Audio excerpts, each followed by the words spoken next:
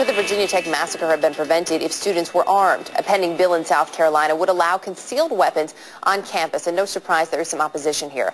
Robert Butler thinks it's a good idea. He's vice president for GrassRoots Gun Rights of South Carolina. Todd Rutherford, not so sure about it. He is a member of the South Carolina State House. Gentlemen, good to have the both of you with us.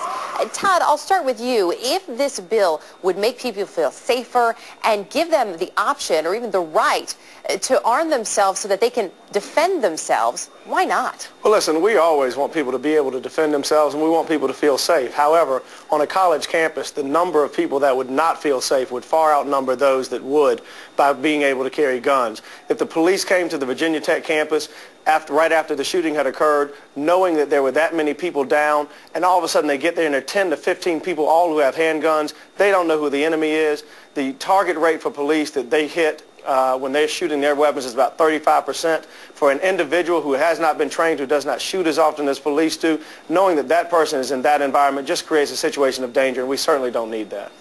So, Robert, you've heard what Todd says about the bill, but you think this would actually make a campus safer. How? Deranged people are there to kill. That's all they're going to do. We can't stop them from starting the shooting, but we can stop them from continuing the shooting. At Virginia Tech, they felt safe. They found out they weren't safe. So this killer came in, he fired 170 rounds. He shot the 32 dead people 100 times at point-blank range. He had to reload multiple times. If there had been a single concealed weapon permit holder there, he could have stopped it.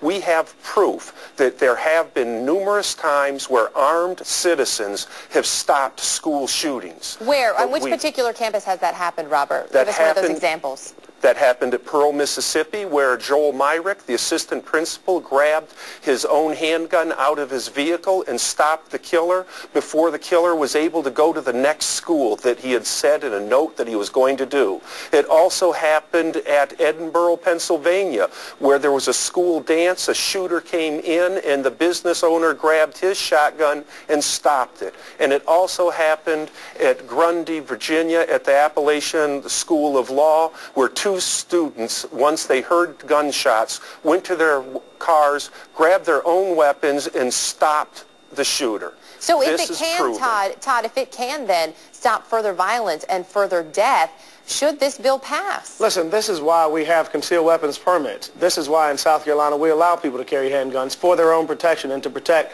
those people around them. However, can you imagine a scenario by which somebody's been at a football game all day drinking alcohol? This bill would allow them to carry their concealed weapons to football games, to basketball games, onto education, onto elementary schools and middle schools.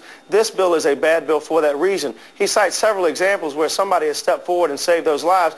That's what law enforcement officers are for. All of the chiefs of all the local schools have testified they don't want this bill. I've talked to several law enforcement officers, several school presidents. They don't want this bill. They do not want more guns on campus. It's hard to determine then who the enemy is. Robert, if law enforcement doesn't want this bill, campus police have come out and said this is going to make our job more difficult. Could it actually be making students less safe? It's interesting because what we're looking at is law enforcement officers arrive after the shooting is done. When we look at Virginia Tech and we look at Columbine, we see how well law enforcement officers are able to stop an active shooter. Yet when I talk about the other instances, we see what the citizens can do. What law enforcement officers are able to find when they show up with an active shooter is they can tell who the bad guy is. He's the guy with the gun next to him who's already died from his self-inflicted wound. What if there are a number of people, though, holding guns and the shooter is not dead? What if there are a number of people who pull out their guns when something like this happens and, frankly, all hell breaks loose, Robert? Well, actually, that's what happened at the Appalachian School of Law. The shooter had already killed a couple of faculty and another student, and then two students got their guns and apprehended the shooter. The law enforcement people showed up, but they didn't show up until after everything was done. You know, again, he cites instances which I am not familiar with, but what I can tell you is that any time law enforcement would show up, and I don't know that the students, had they pulled their guns, and you got 5 or 6 kids standing around with guns, that they know who the enemy is, because all of a sudden, rather than one person standing there with a gun, you've got 6 or 7, or even 2 or 3 standing there with guns. They don't know who they're shooting at. They don't know who they're protecting themselves against. Nobody wants another massacre, as which happened at Virginia Tech. However, we don't want to create other situations where individuals, 2 or 3 at a time, are getting killed because you're allowing guns on campuses. It's a bad idea to allow them at sporting events. We're not going to allow them at churches, at hospitals. This bill would seek to allow them at schools and educational institutions, and it just is bad policy. Gentlemen, it is a bill that will continue to be debated. I can have no doubt there. Robert Butler from GrassRoots Gun Rights of South Carolina and Todd Rutherford from the South Carolina State House. Gentlemen, thank you both for your time. Thanks for having us. Thank you.